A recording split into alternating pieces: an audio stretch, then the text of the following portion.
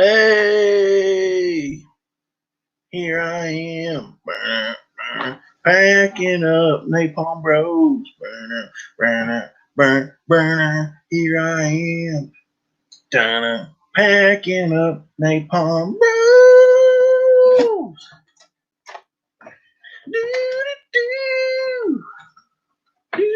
I know I've already been doing this today, and there's nobody here right now. But if you're watching this later, this is what I do. This is what I'm gonna be doing. I got 32 more of the regular Napalm Bros to go out. Come on, you turd. Here's the Renzo. I got my fancy tape cutner thing here.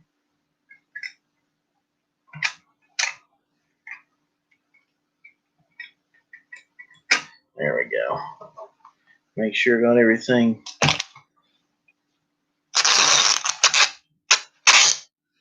Cut, dang it. Not very sharp. Not digging that. Thought that'd make it easier, but I don't know if it's going to or not.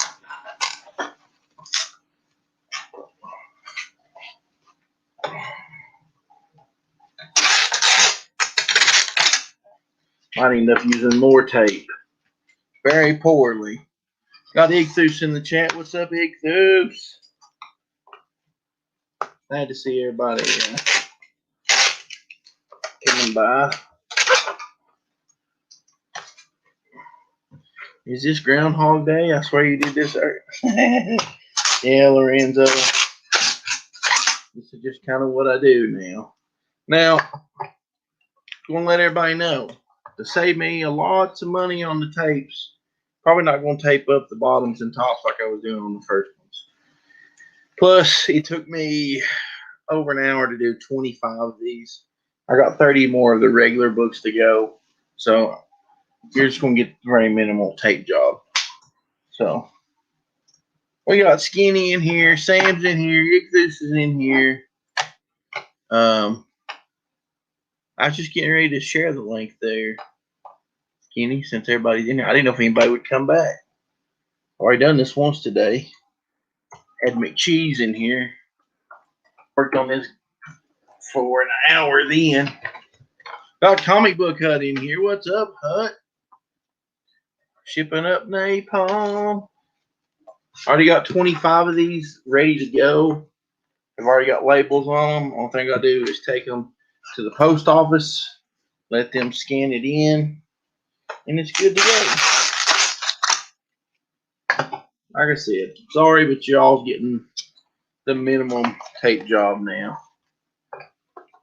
So, we don't like it.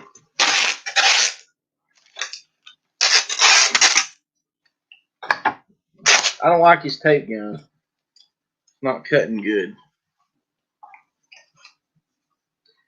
Here I am, packing up some comic books. You guys won't see me get mad. This thing's supposed to cut better than that. I don't like it. I feel like they sent me one for special people because it does not sharp enough. Got Cassidy Blonde in here. What's up, Cassidy? Hope y'all doing good. Having a wonderful day. Got Pickles in here. What's up, Pickles? The link is in the chat if you guys, if any of you want to pop in, drop it in there again. Feel free to stop on in, and I'll add you to the thing, and we'll talk about nonsense or whatever. It don't matter. Talk about how bad I hate this daggone tape gun. It don't work right. It makes me mad. Got Skinny in there. Let me get Pop Skinny in here. Hey, Doug. Hell, we also got Juan De La Rose in here. I don't have headphones, so I hope it's okay.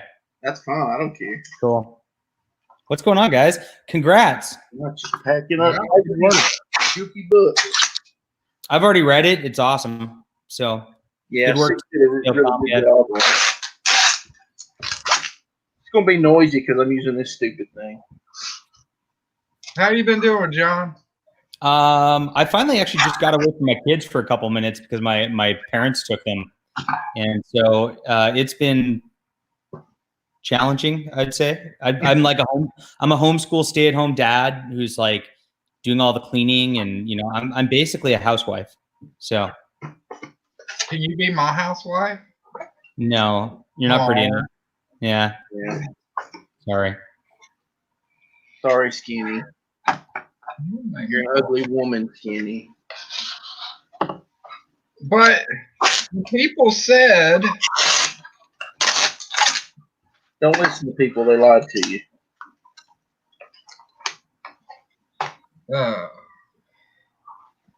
Yeah, you can do one of those like Instagram filters though, where it like transgenders you. Yeah, everybody was telling me I was really. I was like, wow, even I want to sleep with myself. Cool. Yeah, it's been. I've not had a lot of time. It's been kind of. I thought like, wow, I'm going to be quarantined. I don't have to really work much. It's going to be fantastic, and it's really watching the kids full time is really. I can't even live stream usually. This is like a treat. John, I don't have kids, but I have a 90-year-old grandmother with dementia. Doug has experienced her as well, and yeah, I feel your pain, man. I get you. You should throw her on the stream. Oh, I booted her out of the house. Oh, no way, really? Yeah, well, not in that regard, but since I was working in an essential store, I had one of my uncles come and get her because I didn't want to risk bringing this crap home to her because that'd be a death sentence. That's true.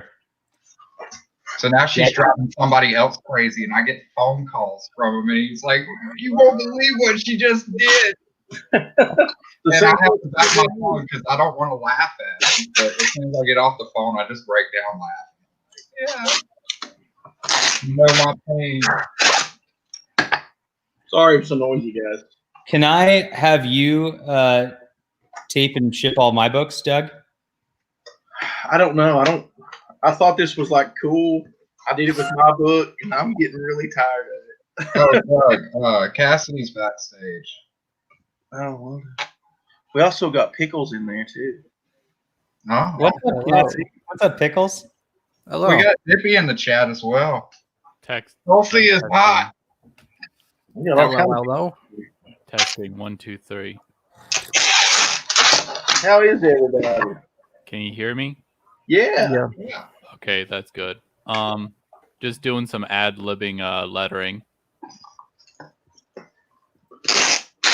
I've done that before too. Is it for one of your own stories that you just haven't scripted out, or? No, it's by Pickles. Okay. Because one of the stories in Legends of the Lone Wolf, Doug has a copy of it, but I was lettering one of the stories, and I decided that I was going to do a mystery science theater and just read it. Yeah, it's pretty funny. Yeah, I lettered the 38 pages for Lone Wolf, Strawberry, which is funny because that's my sister's name. Not Lone Wolf, but Strawberry. My sister's name is Lone Wolf. He's the toughest dude I know. That would be that would be very terrible. Man flesh. Yeah, that's kind of like that's kind of a thing that I'm kind of doing with this. It's a story that I have in the background. An artist is working on it. Adrian T99. It's called Lovely Dark Woods, and basically there's a woodsman who's an internal unkillable warrior. He refers to people as man flesh, orc flesh, elf flesh, gnome flesh, dead flesh, like for the undead or whatever. He just calls them that, He doesn't refer to people as their names or whatever. He kind of just, because he just says like, I'll live forever, so why do I really need to know your names? Or he doesn't even respect royalty. He just says, you're just wearing a crown made out of dirt. It just shines better. Sounds like a big jerk. Yeah, something like that. And it's like, I don't know, it's like this guy's gonna just walk through, like, I don't know, walk through armies and stuff like that. But he always asks for a price, you know. It's not this guy. No, this is, yeah, some guy Pickles made up. What's this guy's name? That one's called David. So this guy here is called David. Okay. David's So- man flesh. Yeah. David Pickles. Man. I'm tempted. Now I'm tempted to send Cassidy the actual script. Wait, what's it called? Say it again. What? Say it again. I said I'm tempted to send you my actual script. Yeah, but David Manflesh, just like Dave Litch. You ever see that web comic? Dave Litch. It's basically about a dude who lives in he's a lich, but he's like, it's kind of like an office setting, sort of, where he's talking to all the monsters in the dungeons. Like, what's really sad is at one point in the story, there's a guy who becomes a final boss, and he's like, dude, I feel like my life's almost ending. The hero's gonna come, and I have all this like new appendages and stuff. Okay, yeah. So Doug, go back to packing books very, very loudly. As loud as you physically can. Something. Yeah. I'll give you guys a break. I'll mute while I'm doing this. I just thought it's funny that Zippy said that in the chat. Yeah. No, I'm doing good with the quarantine, or the bunker days, as I like to call them. Let's see. Bunker. Yep, there they are. Bunker days. I love messing with fonts. They're so fun. But right now, I'm not. Yeah. So you have fun with lettering? Yes. Because really I find it to be a pain in the ass, really. Hold on, am I allowed to swear on the stream? Yeah. I hate lettering. It's just time Yeah. consuming. Everything's time consuming. Well, it only takes me a few minutes, depending on how much dialogue. Which I'm guilty of dialogue. I do too much dialogue, but sometimes I do it in restrictions, or I like doing the question marks. Those are easy to do. Whoa, I sold a bunch of books on Amazon today. What happened? Where'd they come from? I don't actually... They're showing on one screen, but not the other. Huh. Are you talking to me? I just looked at my Amazon portal. Yes, right. yes. How did he sell those books today? I don't know what people bought. It's not showing up. I don't know. Amazon's been kind of goofy for me. Like, I ordered a bunch of stuff, and it like showed up that it would be here in like 5 days, and then it showed up today. Isn't that annoying? I got my haul. I got a new graphic novel haul. Should I pull that up on screen? Yeah. Here's what I got. So I go to a site called, guys, you guys notice I read these thick graphic novels and review them all the time. I go to a site called instocktrades.com, and that's my big secret. And instocktrades.com gets you shit for like half price, basically. So I got Thor Into the Dark Nebula, which is comprises of 1972 to 1973. It's Thor 195 through 216, all written by Gary Conway and drawn by John Buscema, who I really love. You guys like Buscema? Have you looked at his art much? Look at that. That is comic art, friends. To me, I have some of his pretty much books. the best Thors right there is that era. And then I got everybody else's favorite, X-Force Volume 1 by everybody's favorite artist of all time. Look at that gritty teeth and muscles. Yeah. You know know who a lot that of is. manga and Western. I like Mix. Liefeld. That's Liefeld. Yeah. And then finally, I got Batman the Caped Crusader, which is from 1984. It's Batman 417 through 425 by Jim Starlin. And that's all sorts of old stuff. Jim Starlin Batman is fantastic. Is it? I've never read it before. Yeah, he did. Crap! There's this really good story he did where this fake prophet guy, like named Brother Blood or something, takes over Gotham and brainwashes everybody. And he brainwashes Batman, and Batman actually kills a bunch of people.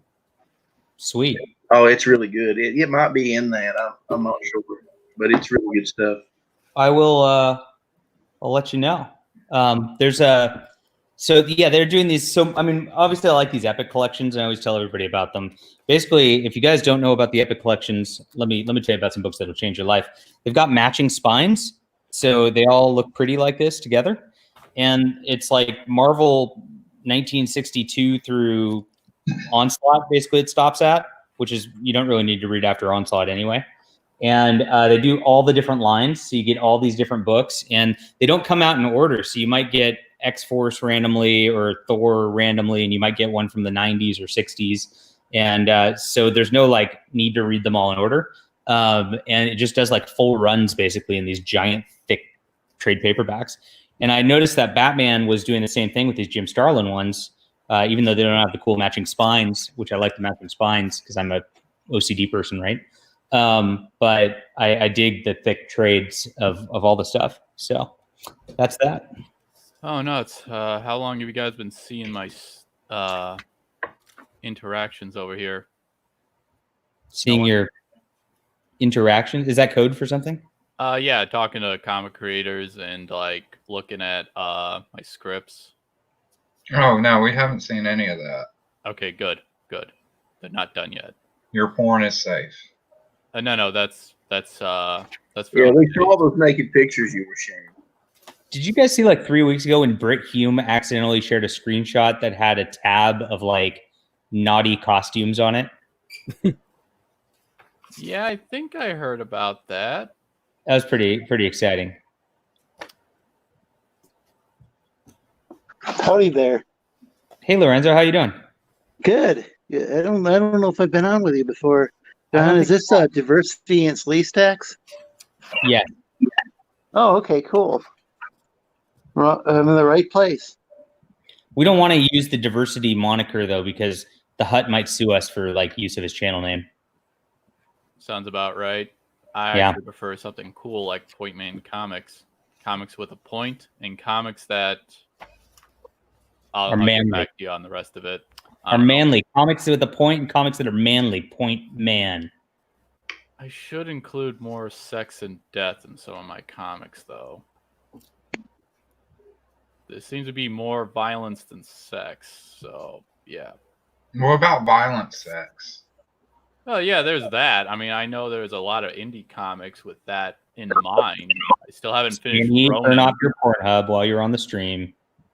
Yeah, but I honestly love the energy from the Batman, All-Star Batman and Robin by Frank Miller.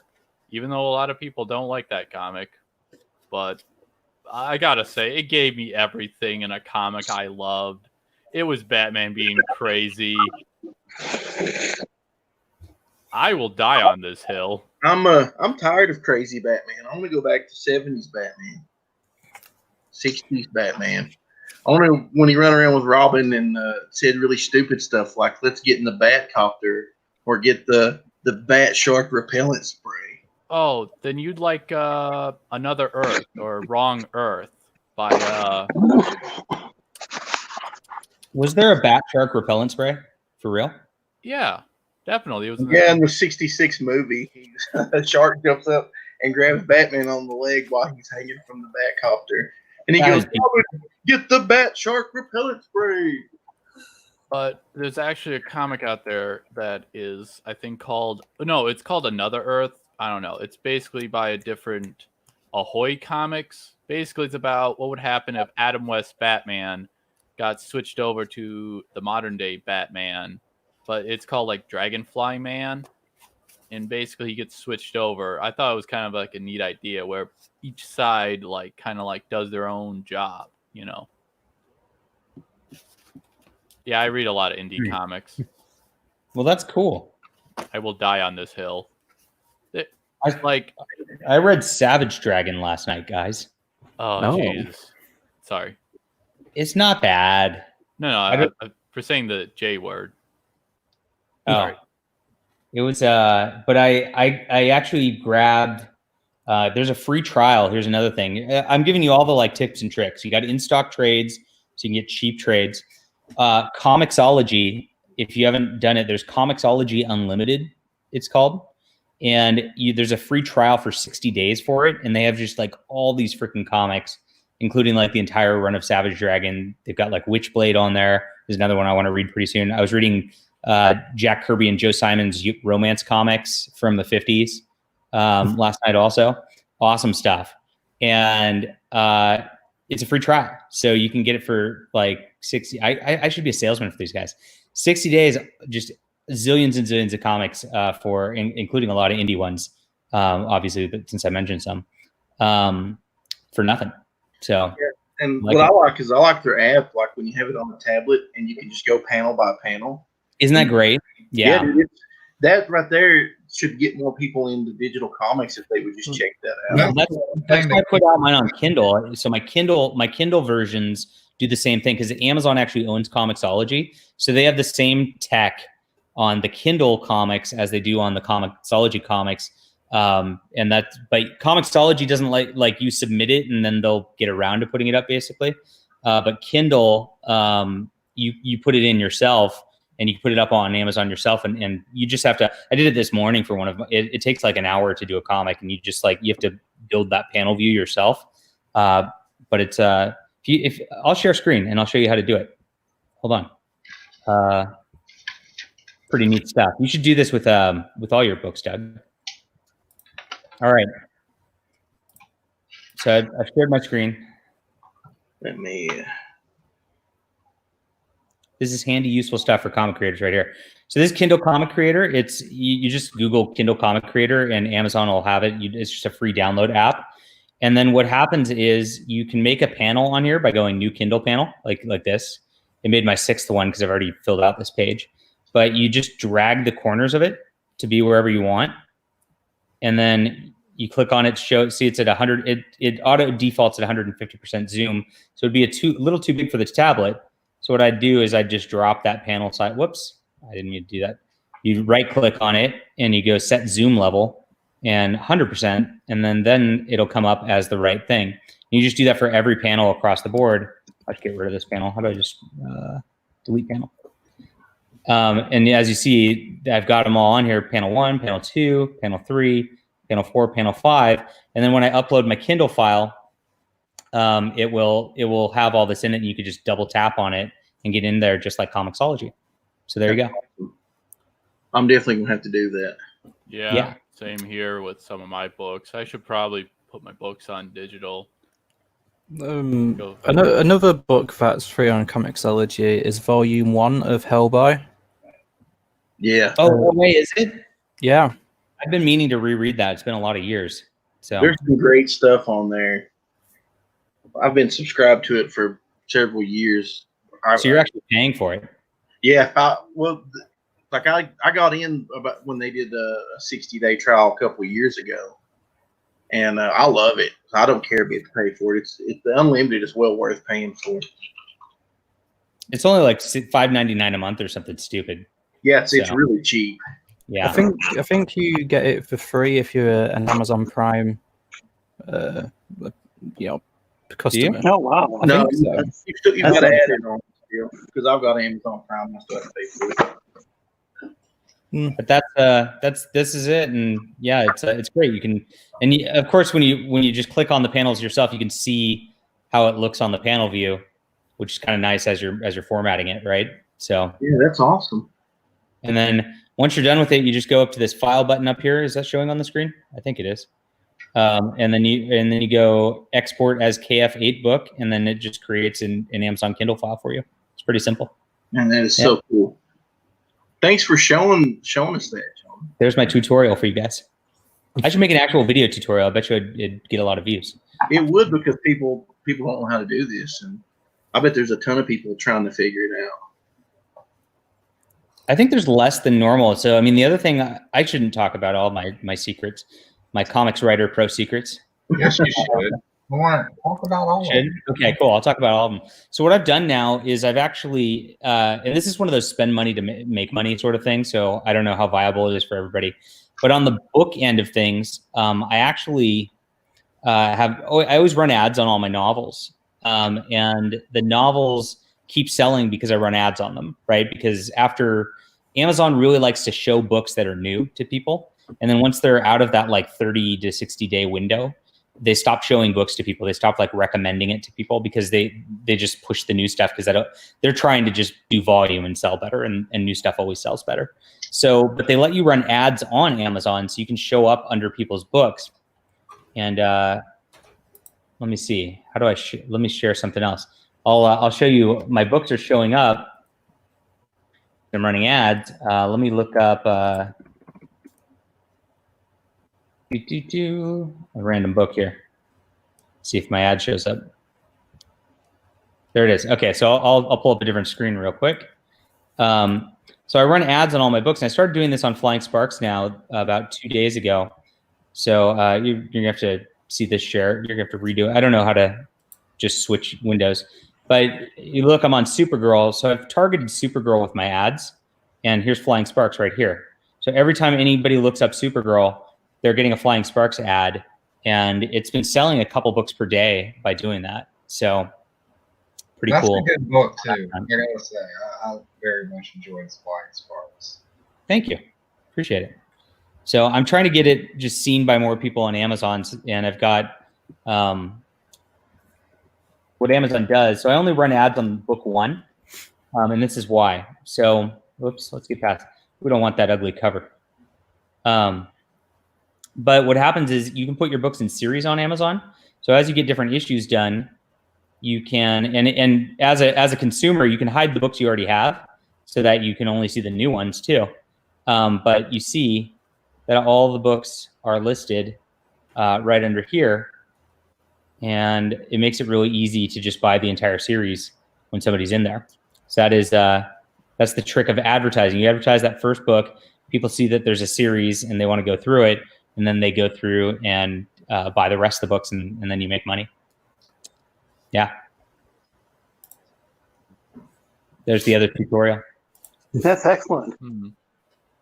That's some really good advice, man. I'm definitely paying attention, believe it or not. And what's odd is my books, it's really actually expensive to advertise for books now because there's too many authors doing this. But in the comics space, it's really the Wild West. Like nobody's really paying attention to comics right now. As you see, like if you look at the sponsored products, these are the ones that are targeting Supergirl right now. It's a fantasy novel, some guy's weird self-published novel that has a really bad cover, another weird novel. I don't know what this is. One comic book, and then an MMORPG book. So no comic books are really like targeting this stuff, and it's kind of weird because I don't know. I'm hoping there's over time there's a I'll just be seen everywhere and somebody will pick it up because it looks kind of like Supergirl. That's the thought. I think with like how my books are kind of anthologies, I should go for something like old Tales of the Crypt, or something along the lines of like retro sci-fi, probably like Flash Gordon, maybe. There's a full-on comic book anthology category. Let me find it. I've got it in my other one.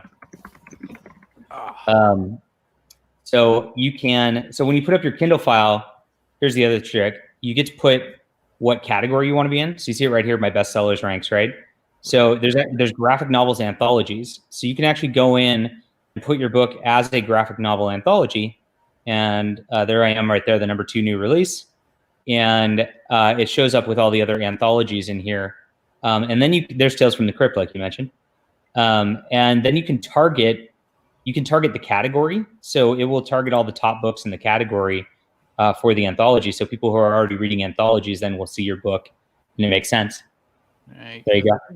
I think the anthology went away for a while because maybe a lot of people's intentions. Well, I don't know. It's kind of like there's this show on Netflix called Love, Death, and Robots, which I watched. That was a pretty good show. It was short stories, And it's like, I don't know, maybe people are kind of, it's like, I kind of wanted to start out with short stories because it's like, that's how most writers get out there is they work on their craft and stuff like that.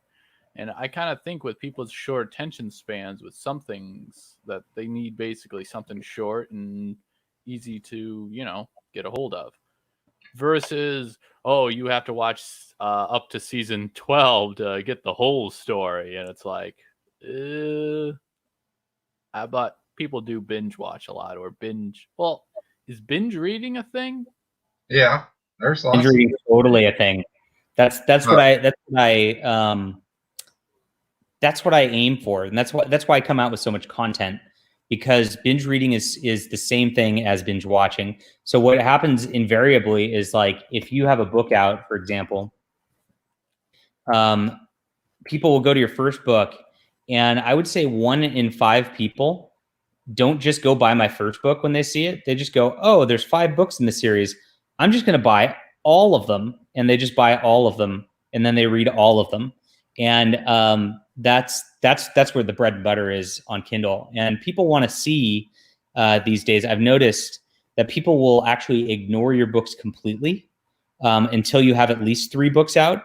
And typically people want to see 4 to 6 books in a series before they even check things out at this point. So it's the market. Right. Yeah, I'm kind of like working on short scripts, but also a mixture of 24-page scripts. I really kind of want to get some more comics made, but right now I don't have the money for it. But I'm actually waiting to finish my Gorilla Galaxy Into the Chaos Zone comic first, and then that's got to get colored. Yeah, like, let me show what I'm talking about so people know what I'm talking about. Screen share.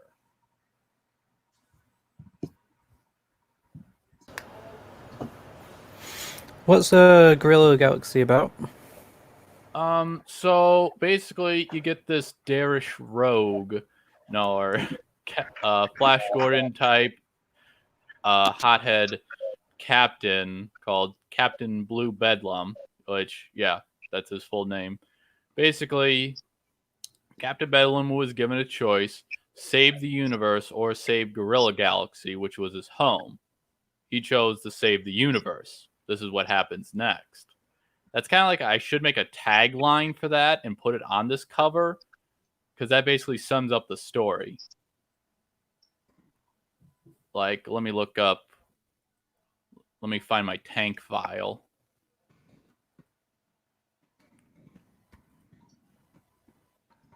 Yeah, so I wanted to start off with like just 2 panels.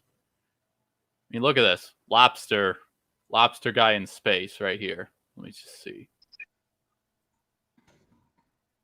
Love that bit. Just, he's got gloves over his claws. Isn't that amazing? Fantastic. Then here's Captain Blue Bedlam right there. Love how he put that in. The text here needed to be changed. This one was supposed to be the body of the text, but then it looked wrong. And it's like, the Rekov Fire Station, currently using Gorilla Galaxy as its main power source and minutes away from extinguishing all the stars in the universe. He's not talking, but this is somebody else talking. It's like, quit screwing with us, Obsidian Rex. There has to be another way. Let's see. Back. Come on, go to the next page. Ah, yes. Then it's like, where is it? Ah. Stop, Clive. You'll kill him if you go any further. Sorry, Doc, but unless we get this clown telling us the truth, the whole universe is doomed. Now stop lying and tell us how to stop this thing. Idiot. All of my plans have been thwarted thanks to your Captain Bedlam getting in my way. It took me years to devise this plan, all the resources I put into creating this machine to extinguish all the stars in the universe, and I leave you with a choice for your captain to make. There's only one way to stop this machine, and that is to destroy its power source, Gorilla Galaxy. Now choose. the universe, or Gorilla Galaxy. Joe 9, have you scanned the systems to verify what he said? Yes, Dr. Baker. I have checked on all the systems, and they are deadlocked. With only minutes left, we don't have time to evacuate Gorilla Galaxy or destroy the recon station itself. It appears Obsidian Rex is correct. That's bull. There has to be another way to stop this. Captain Bedlam, what do you think? Captain Bedlam, what are you doing? Nope, that's TIFF 5. Ah, there it is.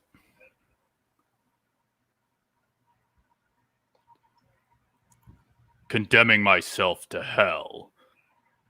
Please, Captain, don't do this. We have to we can find another way. It's not your choice to make.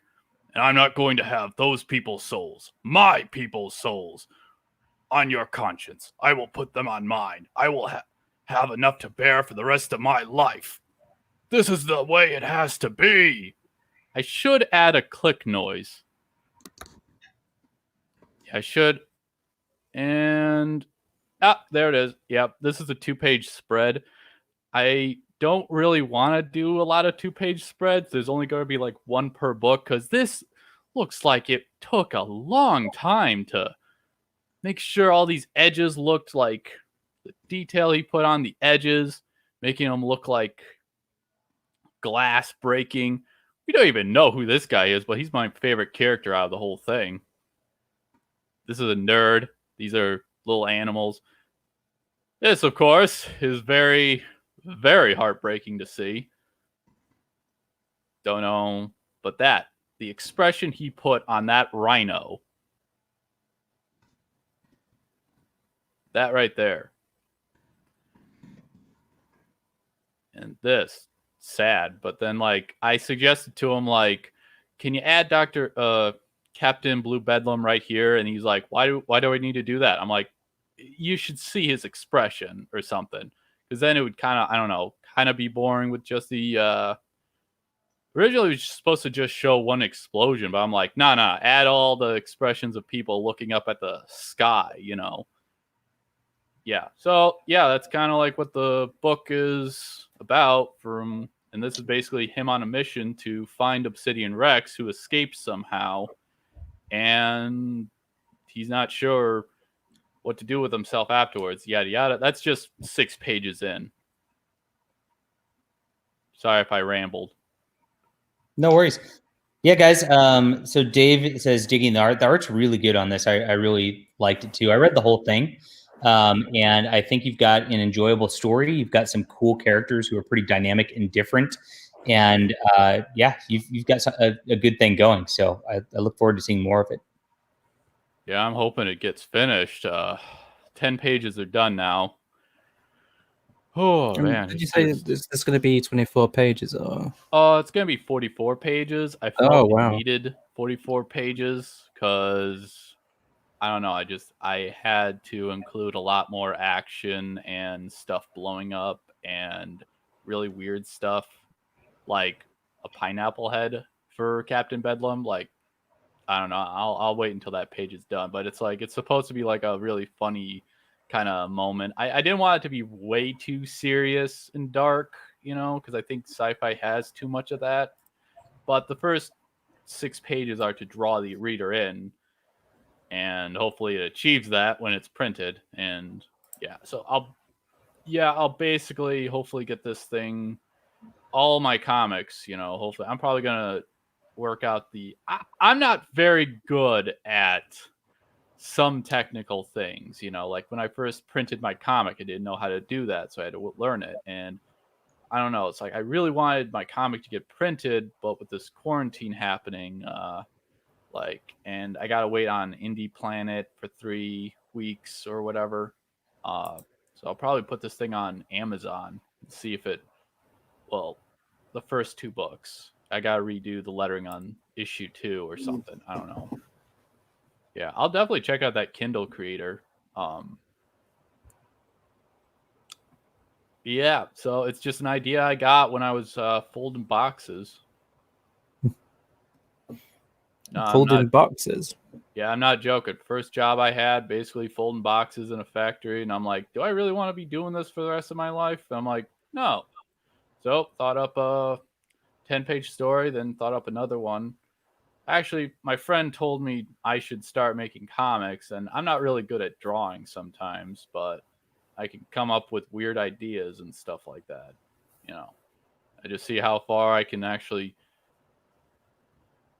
try to make a good story. Hopefully I can. It looks really cool. Yeah, I definitely plan on buying it when it comes out. The best thing I see is when I'll have to post it later. Yeah, I basically had to work. I had to work with several different artists. Gorilla Galaxy wasn't my first story. It was the fourth story I ever got done. I basically just kept picking genres and just seeing if I can really do it. I did a horror story called Town Without Death. Basically, I did a 24-page script of that later. Then I did one called Hell is Full, which was about basically a detective working a world where demons took over and stuff like that. The artist and me, we had some differences that, well, I mean, he loved drawing the book. It's just he's a bit slow. And in this kind of market, or in this kind of business, it's just I kind of just pull my hair out when my books don't get done, and it's like it really makes me feel bad that it's like my comics aren't done and they aren't ready and they're not out there. I still got a lot to learn on this whole thing.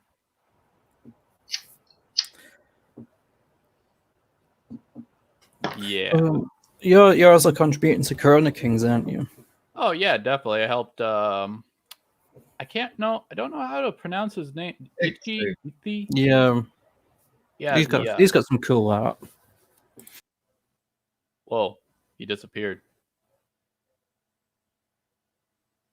Where did Pickles go? Pickles got scared of your American patriotism. He realized he was in the wrong country. Maybe someone showed him a picture of Piscus engraved and he freaked out. I think my internet crapped out then. You said Corona. Welcome back. And the big wig shuts you down. Mm. Yeah, the story's called JRPG now. It's called Juvenile Radioactive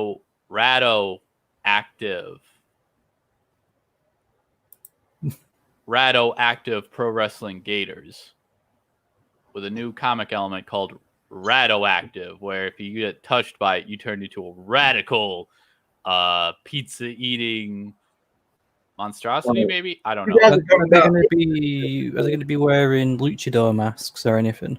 They'll be wearing different outfits. He's still buffing out the thumbnails for it, but yeah, he's planning on having them each wear different outfits because, like, he's a fan of Teenage Mutant Ninja Turtles. The thing is, I remember I was reading the first issue. I'm like, okay, I can't exactly tell which turtle is the different one, except when they're saying that they have different weapons. Now, it's very neat how they draw all the turtles the same exactly, but they all had different weapons to signify that they were like, the different turtles. I know that when looking at comics and you got to really analyze them, you can see these simple tricks that people put into their comics. Oh. Hopefully, I think the internet went out for John. Mm.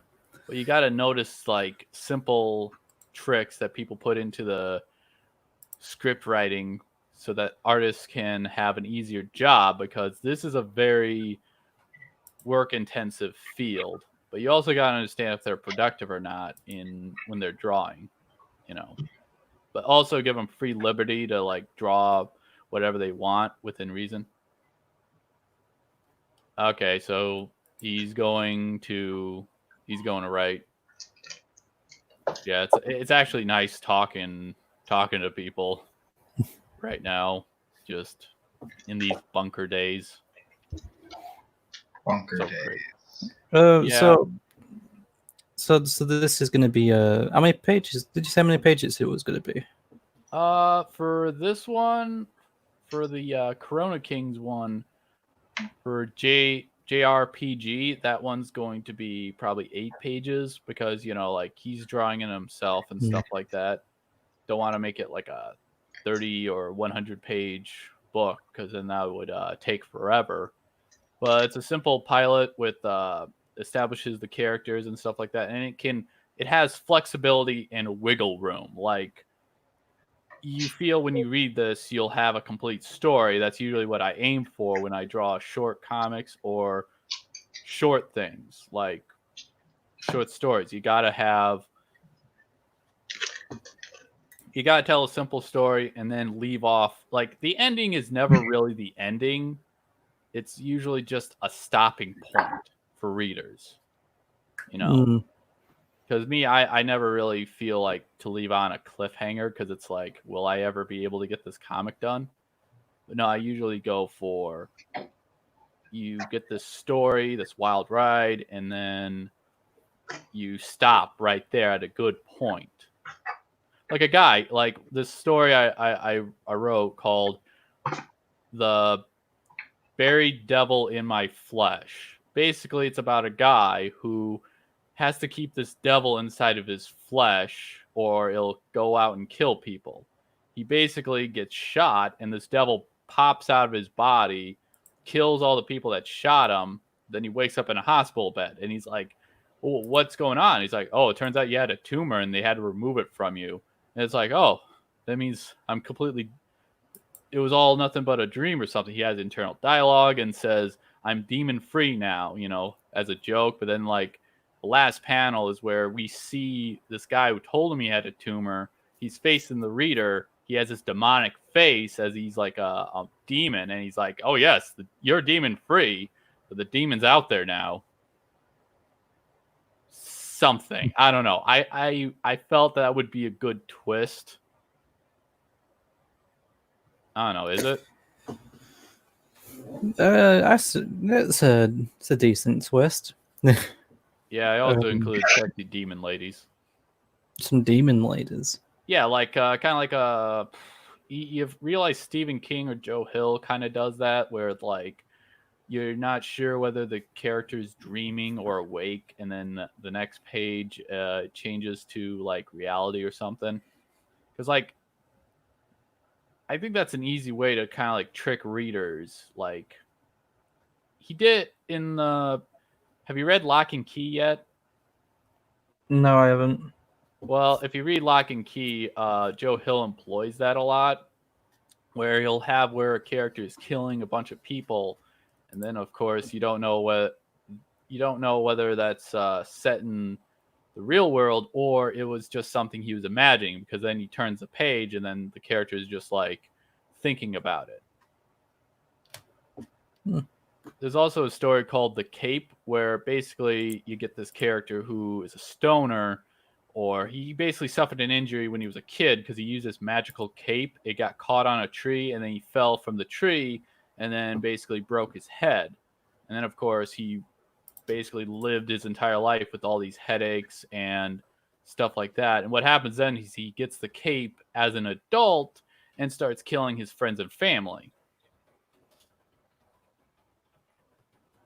Yeah, it's a very dark story with magic and stuff like that. Like out of I don't know, Steven Spielberg movie from back in the day.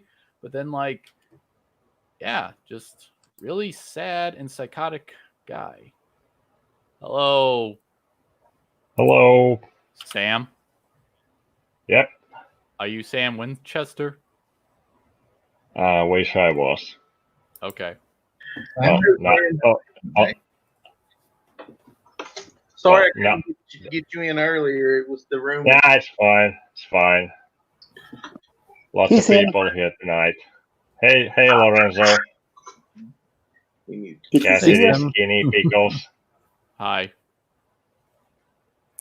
I forget what I was going to say now. I think Doug is contributing to Corona Kings as well.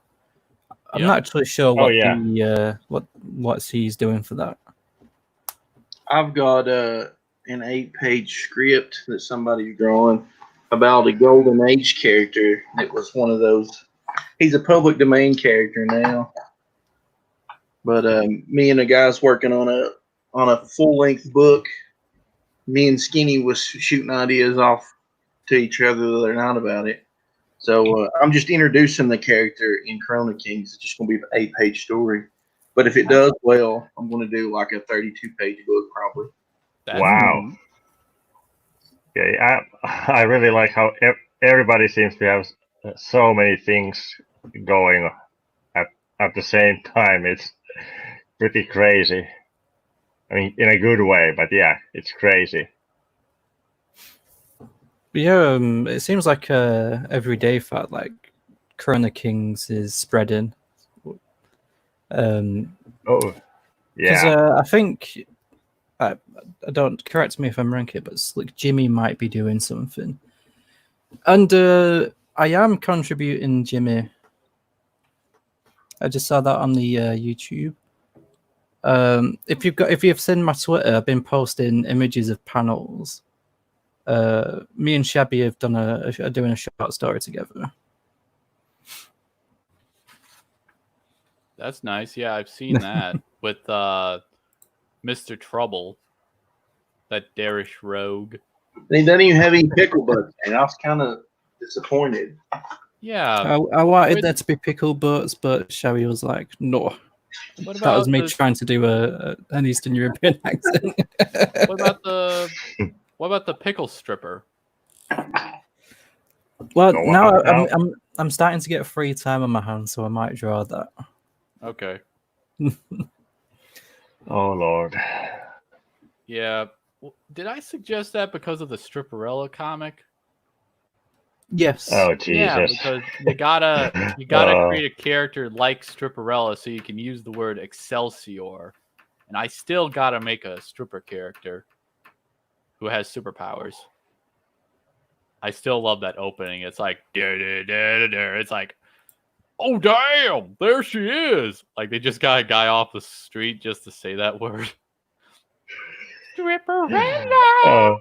Stripperella. Yeah, it's got a werebeaver in it. Sorry? That show has a werebeaver in it. Like there's a guy who gets bitten by a beaver and he becomes a giant werebeaver. And basically they have a lot of innuendos. I never saw that episode. Like I did see a bunch of episodes. I remember thinking even as a kid that yeah, this is not very good at all. Oh, I just love that they have a character on it called Cheapo, who's basically a Batman villain, sort of, where he's just very cheap in what he steals. Like he steals a giant cubic zirconium that I think is worth like $5 or something.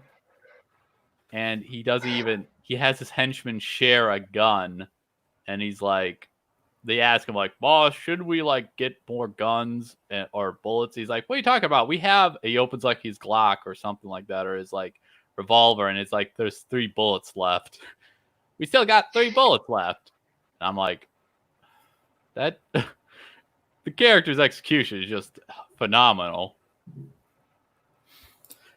I was actually I was 6 years old when Stripperella came out in 2003. I hope you all feel old now. You were how old then?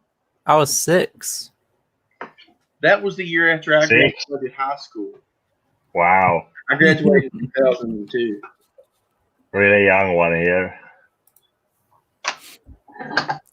So yeah, I've never seen.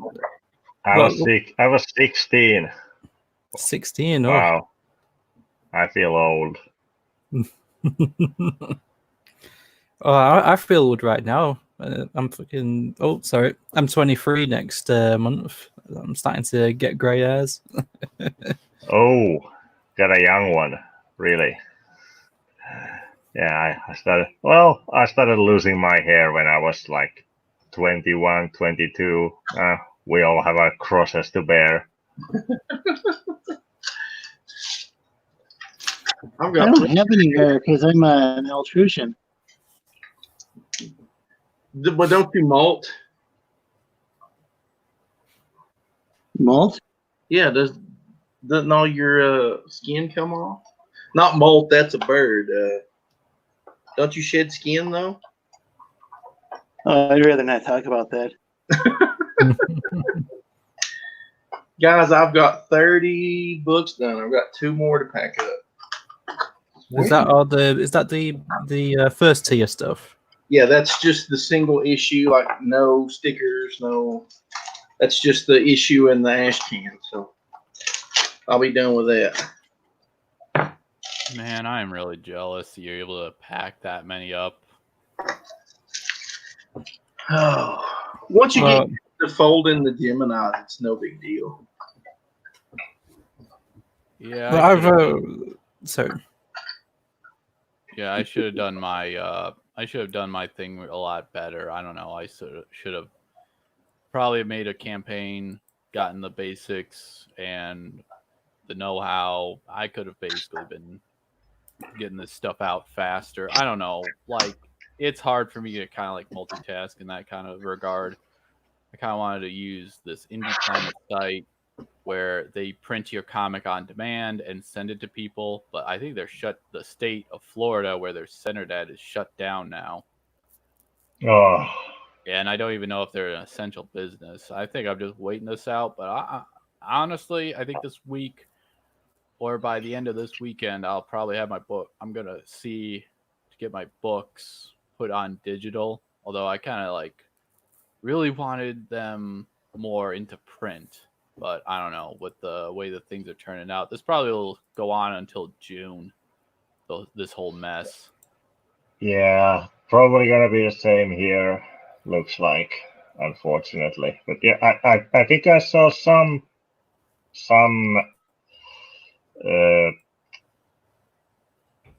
presses have been granted a special permission to stay open. I don't know. Guess it's kind of rare. Well, guess what? I don't have to pack that one last one. I found one in the floor that I dropped and didn't count. But it's got dog hair all over it. Oh, nice. Somebody's I getting bet some that's actual, mine. somebody's I'll getting some actual hair. I'll take that one off your hands. Long axle. I think well, I've read Napalm Brothers. I was a proofreader, and it was a lot of fun. You didn't see the ash can though, did you? No, I've not seen the ash can, so that's going to be a surprise. The ash can is so good.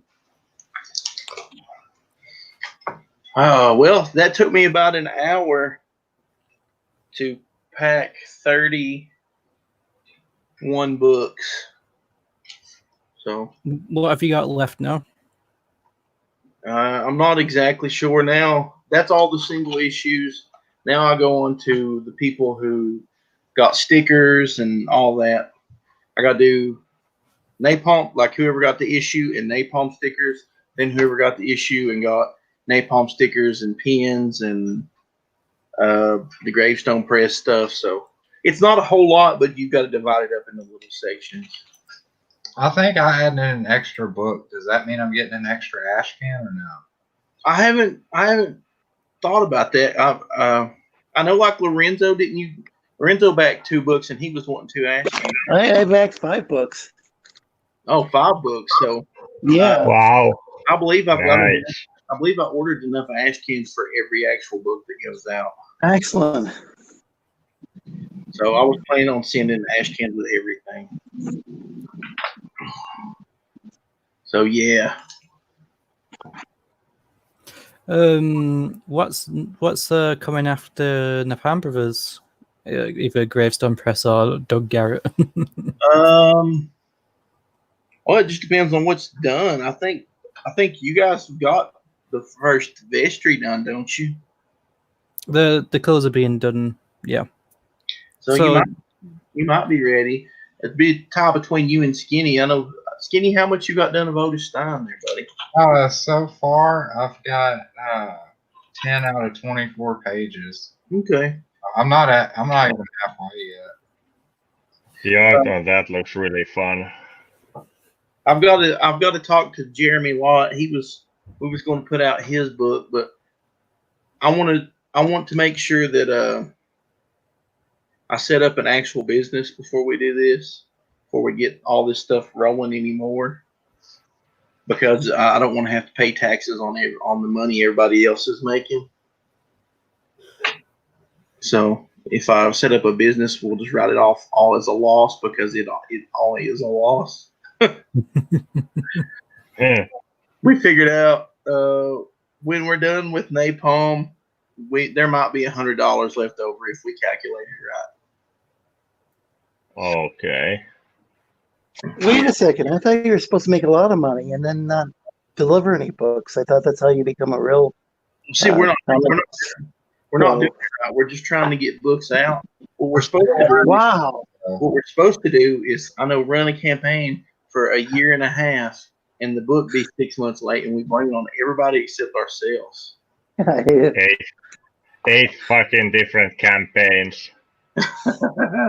Like, 5 different variants and some coins, Or we'll wait 2 years for a book. And then couldn't launch the second book before the first one even gets into hands. Well, Skinny, that's how you pay to fund shipping the first book. Yeah. That's how, You use that is how some people fund their. Yeah, you use up all your money, and you've got to run another campaign to ship your other books. I'm really starting to see why people hate variant covers. Yeah. I accidentally thought when I was first buying comics, I thought the variant covers meant different stories. So I yeah. I then realized, wait, this is the same thing. It's just different cover. Yeah, that would make Yeah, there's a lot of terminology that I've learned over the past few years. Like I had no idea what the hell a pull list was before all of this. But yeah, we never had the whole single issue thing here all that much. So we just get trades and hardcovers and stuff like that, collected material. We never had the single issue floppies here. Yeah. I kind of don't ever think about I'm gonna do variant covers because that would cost too much.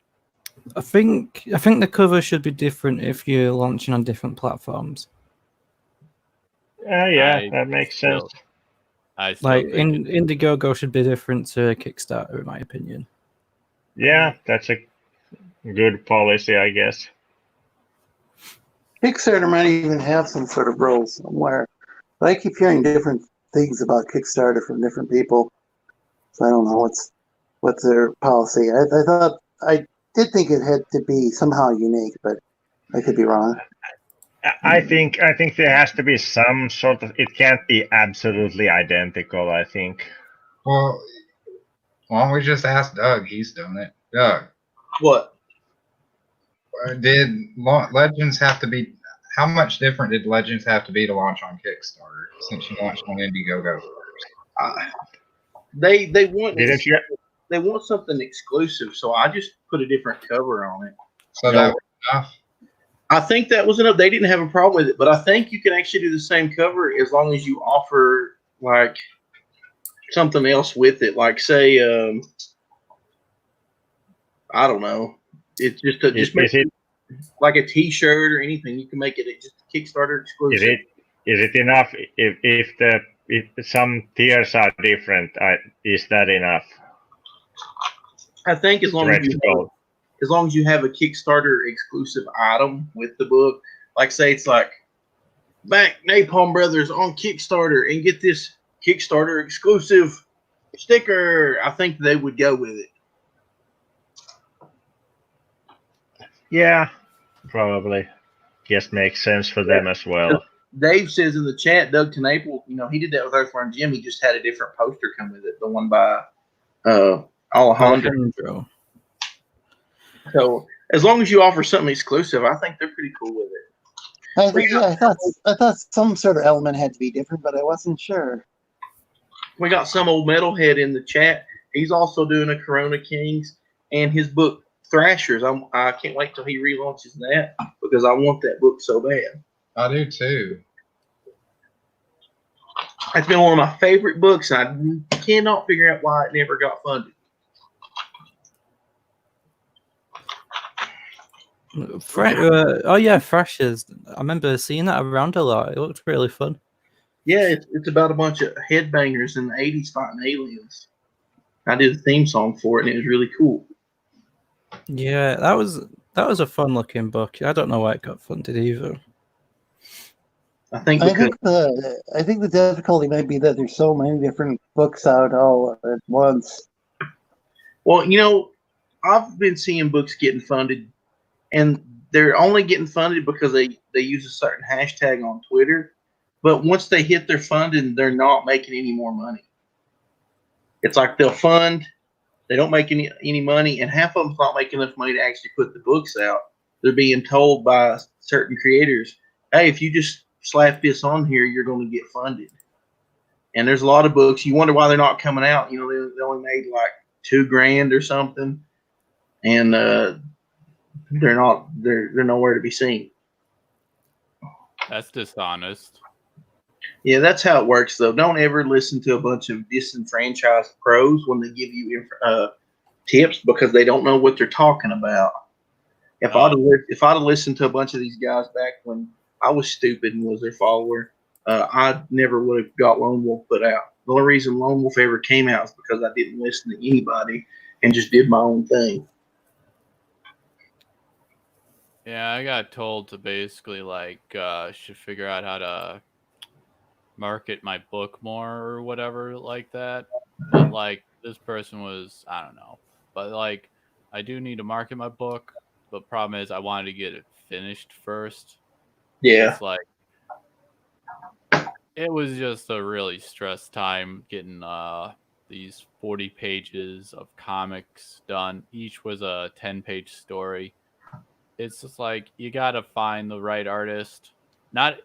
It's like the art can be really, really good, but if that artist is not communicating with you or not even keeping you in the loop, then you gotta basically drop that artist. But like I made a lot of mistakes at the beginning. The Gorilla Galaxy 10-page comic I got commissioned, that was fantastic. The artist talked to me, drew it, then afterwards I had to get it colored, so that artist knew how to color. That was great. But the other artists, man, they had a lot going on in their lives, and they didn't have too much on the productive. They didn't have any productive characteristics. It was pulling my hair out, you know. I understand. I worked with an artist, and they were supposed to send me pages, and for 6 months told me they only liked 2 pages. And when I finally said, hey, you send me these pages by this day, or, you know, you might as well just throw it all in the trash, they sent me they left out a whole bunch of pages. The pages they claimed that they were still working on, that I've been waiting 6 months on, they just never sent them. They never did them. Yeah. And they had months and months and months and months. If they'd just told me months ago, hey, this is all I got done, I could have moved on with my life and not had to worry about it. You know what I mean? Yeah, one artist basically he told me like, "Don't worry, I'm gonna get it done. I'm gonna get it done." And it's like he kept telling me like every time I contacted him, he said, "Don't worry, Monday." Then I'm like, I waited Monday, and he didn't call, didn't send me a text message, nothing. Turns out he's going through a divorce. This guy who lives in Brazil, and yeah, it's like, okay, I'm waiting on him. And he's gotten like he's got 7 pages done. This was like a while ago. I like helped him out, you know, like, and I paid him already, and like, you know, I'm just waiting on him to get it done, you know. He's, you know, just always interview these artists, make sure you know what's going on, to make sure that they can actually get it done on time. That's one thing I've noticed is there's a lot of people who are very talented. They can draw, they can do comic pages and everything, but they don't have the drive or motivation to do it. And that's one reason why you never see anything from them. They might draw you the best page you've ever seen. And you're like, why isn't everybody knocking down this guy's door, to get him to do a comic? And it's because they're unreliable. Yeah. I've only been working with one artist so far. We're in like constant communication, so there's no problems with us or anything like that. Yeah, but that dude, he's got the drive. He was doing the book before he was even working with anybody. He was determined to do the book. So I admire that dude a lot. That's the kind of people I like to work with. Me and Shabby already have a story out together, but I think it's going through complications because of the corona. It was for a magazine in the Czech Republic. That's also going to be offered as an ashcan in the Indiegogo campaign that we're going to launch. Cassidy also led that one. But I think Shabby did that in like a week, and he's very quick. I saw a lot of it, and I'm gonna have to wrap this up, guys, because it's almost 5 o'clock here. But if you guys are out there and you're listening to this and you need a good letterer, you got Cassidy here. Cassidy is awesome. Skinny is awesome. Both of these guys, I'm sure they'd appreciate the work because that would help them fund their comic book stuff, and they both do a good job. They're both very awesome dudes and will communicate with you. So get a hold of them if you need some comic book letter. If you need a pickle butt draw, get a hold of Pickles. He will draw you a pickle butt. I'll draw any butt. And Lorenzo, he's our resident slee stack. He can tell you anything about lizard people. I identify as Altrusion. Oh, by the way, Sam might want to say goodbye. He's backstage. Apparently his internet died. Yeah, I'm gonna go ahead and wrap up the stream. I appreciate you guys for hanging out with me while I pack up these books. It makes it go by a lot quicker. Well, thanks for having us on. No problem. I'll be doing this the rest of the week. So anytime you guys, pop in the chat, I'll drop the link. Feel free to come on, talk about whatever. Oh, this is great. I learned a lot. This is like the opposite problem that I had when I was working on a newspaper. We had too many people contributing, each week or each month. I can't remember how often it came out. I guess it wasn't exactly a regular schedule, but what had happened is people end up getting their feelings hurt because they didn't make the final cut. Yeah. This is a broadsheet newspaper. Well, I'm going to wrap it up. Say bye to everybody. Bye. Cheerio. Take care. We're out of here.